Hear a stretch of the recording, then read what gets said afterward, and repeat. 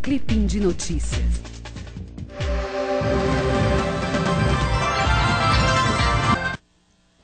No Perfil Opinião de hoje, nós estamos aqui recebendo uma baiana que nos enche realmente de orgulho, que é a ministra Eliana Calmon, do Superior Tribunal de Justiça e ex-corregedora do Conselho Nacional de Justiça também. Ministra, a senhora estava nos contando um pouco como a senhora chegou, então, à magistratura, né? É. A senhora estava em Pernambuco ainda, né? Nos anos de 1976, 74, né? Até 76 eu fiquei como procuradora da República e aí eu fui, como procuradora, eu fui para Brasília. Por transferência do meu marido, eu fui para Brasília. E em Brasília eu realmente me encontrei dentro do Ministério Público, eu fiz muita amizade, mas nós estávamos ainda nos anos de chumbo chamado, e o Ministério Público era muito submisso ao Poder Executivo. E eu terminei me zangando muito quando o Procurador-Geral da República baixou uma portaria dizendo que o procurador não podia dar parecer em favor do impetrante, só do impetrado. Isso me deixou ver que o Ministério Público era submisso, era um órgão menor, e aí eu decidi fazer concurso para a magistratura. As inscrições estavam abertas e eu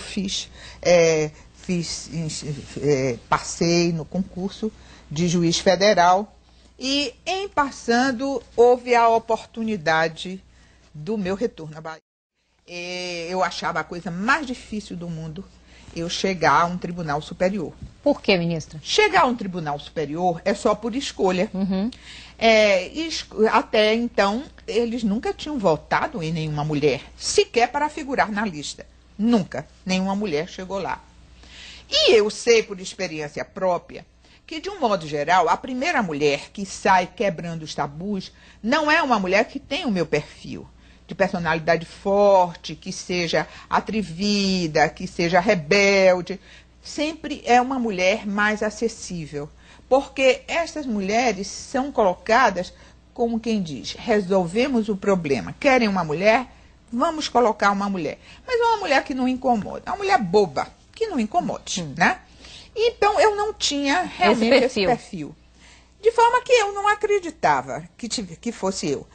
Mas, como eles nunca votaram em mulher, eu resolvi me candidatar para ver se dava certo ou não. Alguns ministros, amigos meus, achavam que eu devia me candidatar. E me davam um apoio total, porque me conheciam, sabiam do meu trabalho. E eu, já naquela época, já estava fazendo incursões, e que foi isso, o grande trampolim para me fazer chegar ministra, foi o fato de eu me preocupar com a formação do magistrado. Porque eu sempre fui muito contestadora da posição do Poder Judiciário. Eu sempre critiquei o Poder Judiciário. E entendia que o grande problema estava na formação do juiz.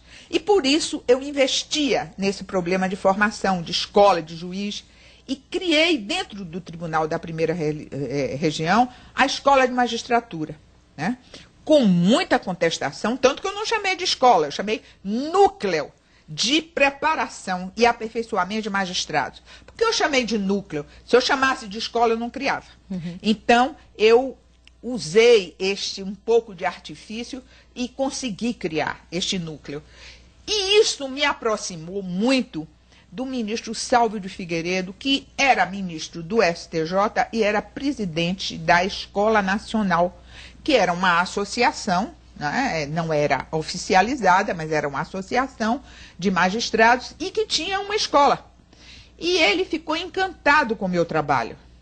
E, em razão deste trabalho ele me convidou para ser secretária executiva da escola. E como secretária executiva, eu fiz muita palestra, eu andei pelo Brasil afora, eu conheci muito ministro e comecei a ter nome entre os ministros do STJ. De forma que, quando eu me candidatei, uns 3, 4 anos depois que eu estava na escola de magistratura, foi fácil, eu entrei na lista, né? Mas eu não sabia se iria entrar ou não. e foi, assim, uma surpresa geral. Não fui nomeada pelo presidente, não fui indicada pelo presidente, porque eu quero explicar. Como é que se chega ao Superior Tribunal de Justiça? Os ministros da casa escolhem 3 nomes entre os juízes federais, que era o meu caso. Estes 3 nomes, é uma lista tríplice, vai para o presidente da República. O presidente da República faz a indicação de um dos 3 nomes e, depois de feita a indicação, passa pelo Senado numa sabatina. Então, é um processo complexo. E, a princípio, seria um processo perfeito de escolha também. Sim, eu acho o mais perfeito. É o mais perfeito. Democraticamente, é a escolha mais perfeita, porque são os 3 poderes, não é, fazendo incursão nessa escolha. Aí nós temos alguns desvios por causa da cultura, não é? A cultura do apadrinhamento, a cultura da amizade, do afeto. Então escolhe-se não o melhor, mas aquele que é indicado de alguém. Enfim, uma série de situações que a nossa cultura permite isso hoje, que nós estamos tentando mudar, estamos mudando lentamente, né? Mas de qualquer forma, ainda tem um peso muito grande. E de forma que todos ficaram muito admirados da minha escolha, de eu ir para a lista tríplice. E na vaga seguinte, foi um ano depois, em 1999, surgiu nova vaga e eu novamente me candidatei. Aí eu esbanjei voto, eu saí muito bem na lista e fui escolhida pelo presidente da República, que era Fernando Henrique Cardoso. Eu quero dizer que essa escolha também não foi apenas por Eliana. Essa escolha foi do movimento feminista, porque os movimentos feministas, quando estavam organizando a plataforma do Brasil para o Congresso Internacional de Mulheres em Beijing, descobriu que as mulheres do Poder Judiciário eram muitas, porque ingressavam mediante concurso. Então, na base, tinham muitas mulheres, muitas juízas, mas a proporção que ia subindo no topo do poder não tinha 4 mulheres, pouquíssimas desembargadoras, nenhuma ministra nos tribunais superiores, nenhuma ministra no Supremo Tribunal Federal.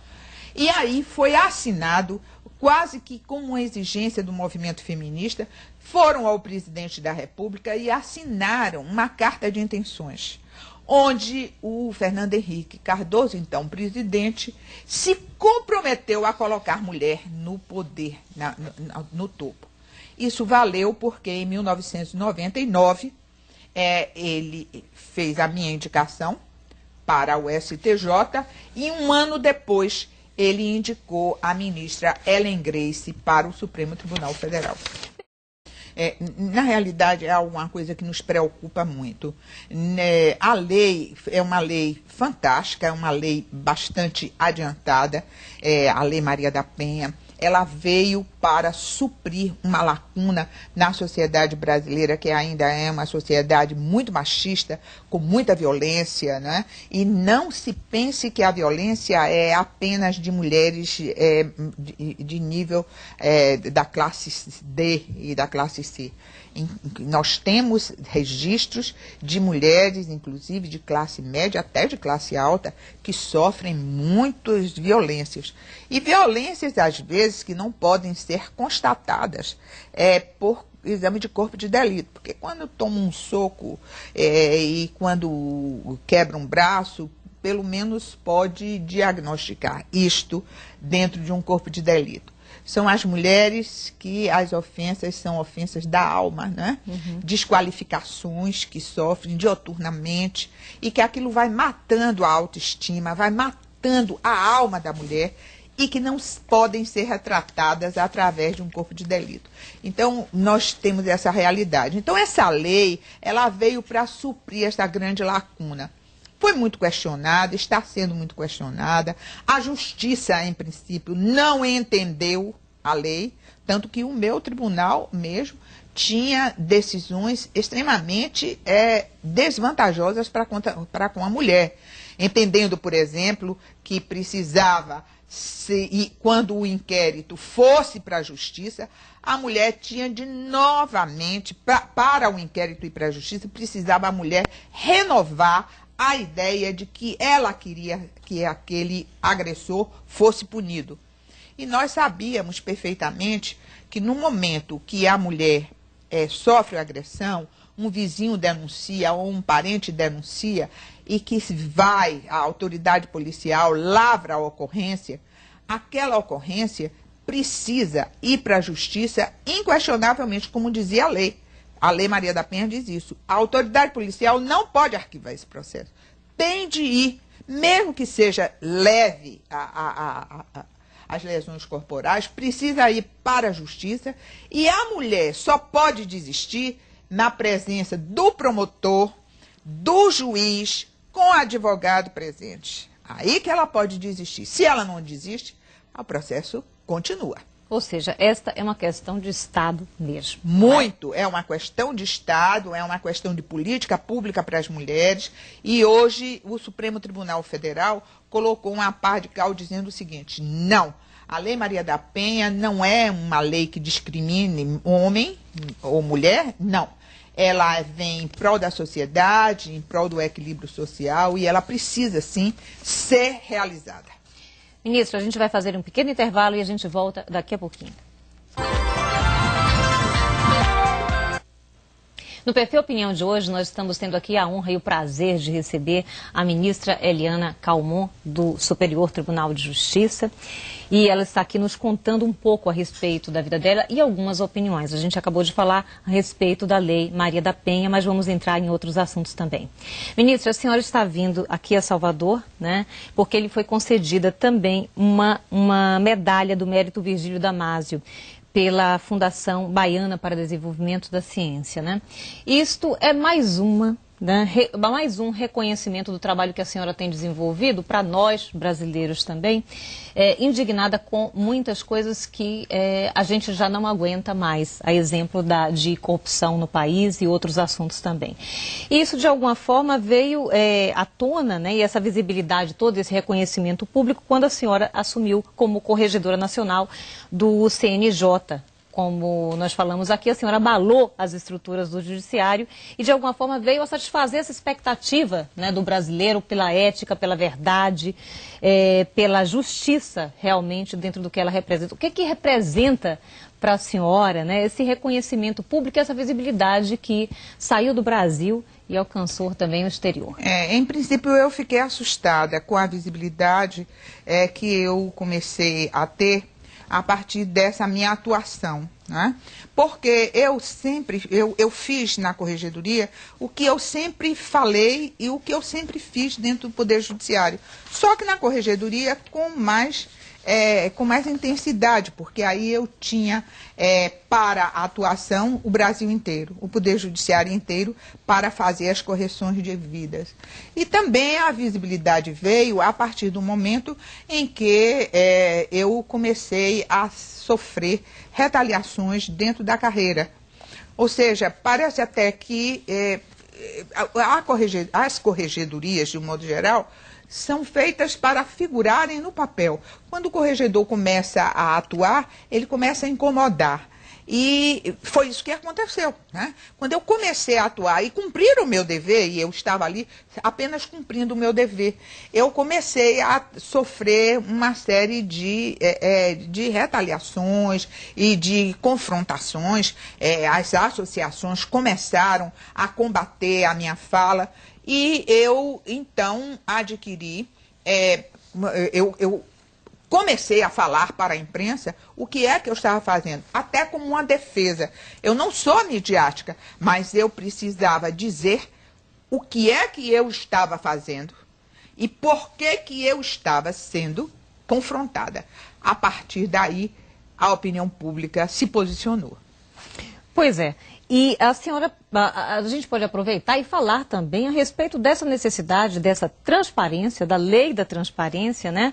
E dessa forma educativa de exposição, inclusive, do judiciário na própria mídia, que foi o que acabou acontecendo. Isso há muitos anos. Eu sempre disse o seguinte: se nós do judiciário não nos corrigirmos, essas correções virão de fora para dentro e serão traumáticas. Por isso mesmo nós temos de nos mostrar, nós temos de ser transparentes, nós temos de dizer o que é que existe de ruim e o que é que estamos fazendo para corrigir isto. Sempre foi esta a minha fala. E na corregedoria eu tive a oportunidade de falar isto e as pessoas começarem a entender, inclusive a grande imprensa, que até então se mantinha mais ou menos equidistante, falando pouco sobre o Poder Judiciário. Eu tenho um amigo, que é o professor Joaquim Falcão, da Fundação Getúlio Vargas, e ele disse: o grande mérito foi que a grande imprensa atentou para o fato de que precisava participar do Poder Judiciário. Uhum. O que mudou de fato, por exemplo, com o julgamento do Mensalão, né?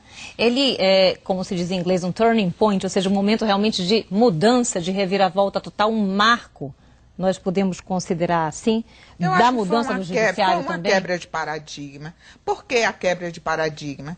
Porque nós estávamos acostumados, nos julgamentos dos processos, dos poucos processos que chegavam ao final no foro especial, principalmente do Supremo Tribunal Federal, com processos insossos, processos que eram feitos quase sem qualquer alarde, sem qualquer repercussão social, mas a TV Justiça deu visibilidade a um julgamento longo e um julgamento marcante, porque os ministros se posicionaram como magistrados efetivamente. Porque a Corte Suprema é uma corte política, onde eles decidem a questão da constitucionalidade das leis. Mas naquele julgamento, os 11 julgadores agiam como magistrados de primeiro grau, que estavam aplicando a lei ao caso concreto, examinaram provas,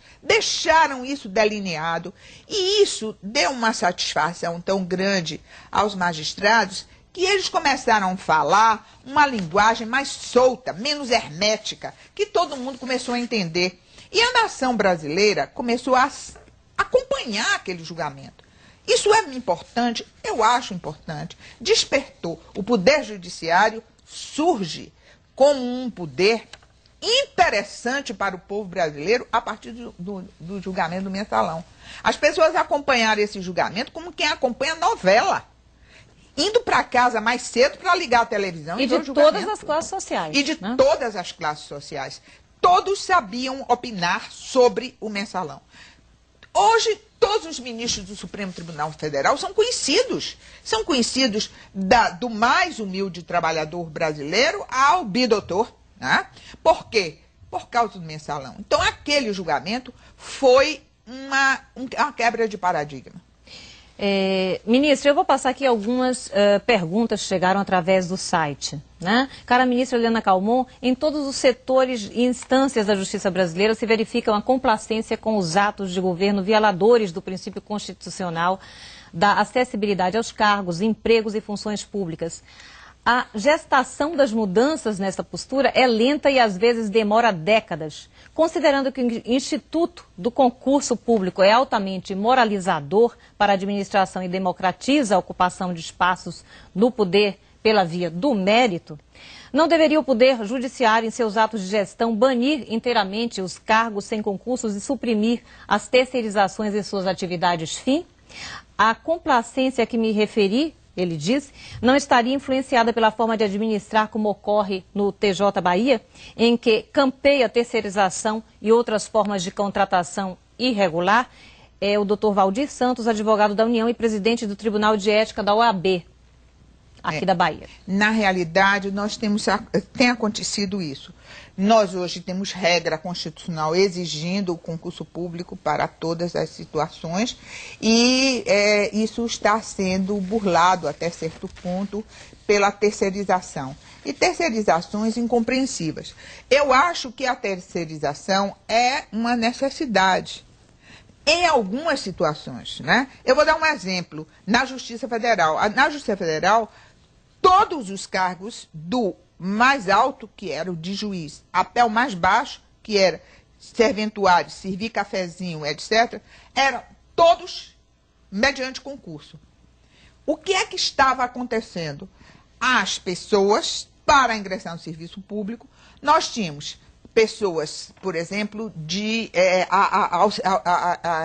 serviços gerais. Quando nós víamos, eram pessoas que concurso de universitário, pessoas bem-nascidas, e começava, na hora que chegava, e nós dizíamos o seguinte, pega a bandeja e vai servir o café.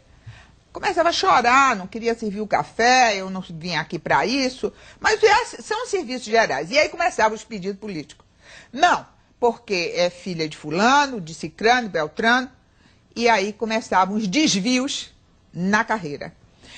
Também se aproveitavam desses cargos e, então, filhos apadrinhados e etc., fazia o concurso mais baixo, entrava através de concurso e, como estava nesse nível mais baixo e o concurso foi muito fácil, alçava a cargos de confiança, funções gratificadas. Tanto que, quando eu cheguei no Tribunal da Primeira Região, eu fiz uma emenda junto com o meu colega Aldir Passarinho, botando o seguinte, que era proibido dar cargo em comissão quando o cargo efetivo fosse incompatível com a função. Porque pegava-se serviços gerais e botava para ser assessor, por exemplo, né? Então, muitas vezes, o concurso público tem só a aparência de moralidade. No fundo, não aparece. De forma que estes cargos mais baixos começaram a ser providos por terceirizados, porque desta forma nós até fazemos mais justiça social, porque pessoas que não tinham chance de emprego, a gente está dando emprego. Mas isso está se tornando um abuso e efetivamente isso precisa ser corrigido. Bem, já que nós falamos e foi citado o Tribunal de Justiça da Bahia, me parece que a senhora deu uma entrevista onde de alguma forma disse que há 20 anos o Tribunal de Justiça da Bahia entrou em colapso. A senhora pode nos explicar melhor essa situação? E a gente quer saber também que tribunal é esse que nós baianos queremos e merecemos ter, na opinião da senhora? A Bahia é um estado com uma tradição muito grande, uma tradição de cultura, não é? É um estado rico, é um estado que tem nome nacional e tem uma justiça que não está fazendo jus à sua importância no panorama da Federação Brasileira. Isso é um processo de decadência que começou há muitos anos atrás, com uma influência política muito grande dentro do tribunal, e daí para frente ele não conseguiu sair desta situação. E mudam os personagens, e mudam-se as caricaturas, mas não muda este hábito, que é o hábito do Poder Judiciário e está sendo manipulado por interesses pessoais, interesses tanto dos próprios desembargadores, dos próprios integrantes do poder, como também por parte de outras autoridades, governo de Estado e o próprio Legislativo. Enfim, é como se fosse uma grande família, onde todos estão unidos em torno de interesses pessoais. Os desembargadores, no sentido de dizer o seguinte, não incomode, vamos estar aqui, somos empregados públicos, não posso fazer nada. Qual é o problema? Falta dinheiro, falta verba. Toda a cantilena é sempre essa. Entra gestão, sai gestão. Não, nós não podemos botar servidores porque não tem dinheiro. Não podemos botar juízes porque não tem dinheiro. E o que é mais importante, aposentam-se não sei quantos e não se repõem porque não tem dinheiro. Cadê o dinheiro? Quando a gente vai fazer inspeção, a gente verifica que há um gasto errado. Se gasta muito dinheiro no que não precisa gastar, né? E não se briga por mais dinheiro para o judiciário. Porque eu encontrei em diversos tribunais a briga pessoal do presidente do tribunal para o repasse das verbas, que o governador do estado tem de repassar as verbas sob pena de colapso do poder judiciário. Posso citar nominalmente alguns tribunais, para não dizer que isso é invenção, né? O Tribunal do Amazonas, o Tribunal do Amapá, né? O Tribunal de Mato Grosso também, né? O Tribunal do Acre, onde eu tive interferência, porque o presidente do tribunal está exigindo do seu governador uma postura que seja uma postura mais republicana, repassando verbas para que o tribunal possa se manter em um nível razoável. Na Bahia, o que me preocupa é porque não há qualquer reação quanto a isso. Se diz simplesmente, mas não tem verba. Não tem verba e não tem verba. Então, nós temos hoje um péssimo serviço de primeiro grau, porque os juízes estão acumulando 3, 4 comarcas. Comarcas longe. No outro dia eu precisei falar com alguém, uma juíza de Feira de Santana. Quem estava respondendo por uma vara de Feira de Santana era uma juíza de Morro do Chapéu. E ela me disse, ainda tem uma outra comarca que eu estou também respondendo por 3 comarcas. Então, isso é desumano. E eu perguntei quantos servidores tem. Tem 3 servidores, 4 servidores, servidores que não têm qualificação, porque nunca receberam um treinamento. Quer dizer, não é possível se ter na ponta uma situação dessa. Aí nós vamos para a questão dos cartórios extrajudiciais, que são as serventias de registros públicos, registro de imóveis, etc., que foi privatizado. Mas para se fazer a privatização efetivamente, é preciso que haja o concurso público. Não se faz concurso público. Mas por que não faz? Está privatizado há quase 2 anos. Por que não se privatiza, não faz o concurso? Não tem dinheiro. Bem, tem uma outra pergunta aqui que tem a ver também com isso. O doutor Maurício Vasconcelos, que é conselheiro federal da OAB, e ele diz, depois da sua experiência na corregedoria do CNJ, no plano administrativo, o que seria necessário para melhorar justamente essa prestação jurisdicional, que a gente já falou um pouco aqui, e se seria possível cogitar um plano emergencial de socorro técnico e financeiro? Eu acho que sim, que é preciso que haja este socorro técnico, financeiro e administrativo. Existe o CNJ para isso, o CNJ já deu socorro em algumas situações. Eu posso dizer, inclusive, no estado de Pernambuco, onde eu encontrei a comarca de Jaboatão dos Guararapes em uma situação caótica, com um nível de criminalidade absurdo, e eu encontrei dificuldade do Tribunal de Justiça, que não aceitava a interferência, mas eu fui muito dura em relação à necessidade de intervir na comarca de Jaboatão, e com o auxílio do governador do estado, nós erguemos toda a comarca, reconstruindo fórum, abrindo mais vagas, colocando, em vez de um juiz, eu coloquei 4 juízes, consegui um carro blindado para a juíza que estava jurada de morte e que estava com segurança.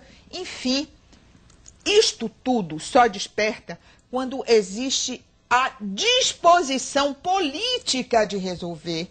E é o que eu fico muito triste, porque aqui na Bahia, o que existe é o seguinte: quando chega o CNJ, é como se chegasse um inimigo, né? Eu sou considerada a inimiga número 1 do tribunal, porque quando a gente fala as coisas, e eu não falo personalizando, eu não personalizo, eu não digo, não falo uma palavra em relação a B ou C, eu falo da instituição. E eu falo porque quero bem, e eu falo porque eu sou baiana, e eu falo porque eu quero uma justiça melhor. Todos nós queremos, não é, ministra? Bem, com essa visibilidade toda, né, começou a se cogitar se a senhora também se candidataria de alguma forma. A senhora já disse em diversas entrevistas de que não, teria algum fato que poderia fazer a senhora mudar de ideia? Veja bem, eu tenho um compromisso com o Poder Judiciário. O meu compromisso é com a Escola Nacional de Formação e Aperfeiçoamento de Magistrados e eu estarei lá até setembro de 2014. De forma que eu não tenho agenda para realizar esse compromisso, realizar um sonho, que o meu sonho há mais de 20 anos é exatamente ter uma formação adequada para o magistrado e não ver o magistrado tão alienado como sendo um servidor público comum, que ele não é, ele tem de aprender a ser um agente político. Esse é o meu sonho, fazer da magistratura nacional com agentes políticos e não fazedores de processo.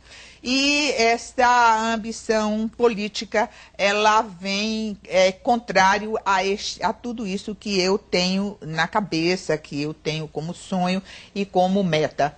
De forma que, no momento, eu acho que não seria possível isto, né? Depois se fala muito governo da Bahia, eu não me sinto uma pessoa que tenha condição pessoal para ser uma boa governadora. Eu não serei, eu sempre disse, eu sou muito determinada e eu não serei nunca uma governadora de gabinete. Eu tinha de ser uma pessoa que conhecesse mais a Bahia.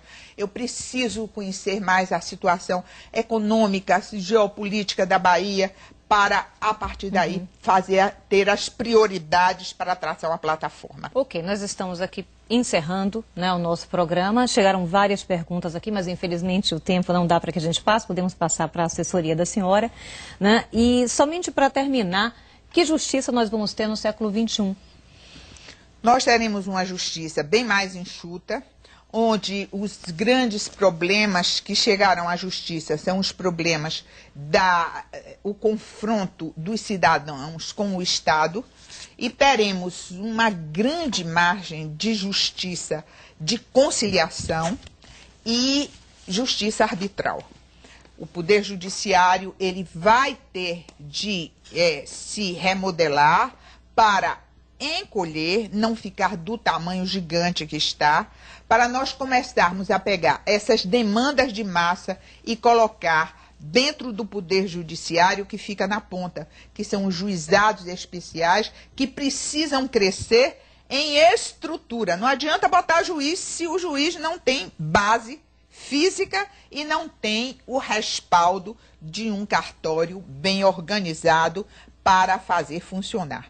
É esta a justiça do século XXI. Ministra, grata por essa entrevista, parabéns, né? E sucesso com toda a indignação que a senhora traz na alma com aquilo que está realmente errado e precisa mudar. Tá. Grata. Muito obrigada pela oportunidade de falar para os nossos telespectadores e dizer um pouco o que é que eu penso sobre a justiça. Eu sou magistrada de carreira, eu gosto da justiça, eu amo a justiça e por isso é que eu falo. Ok.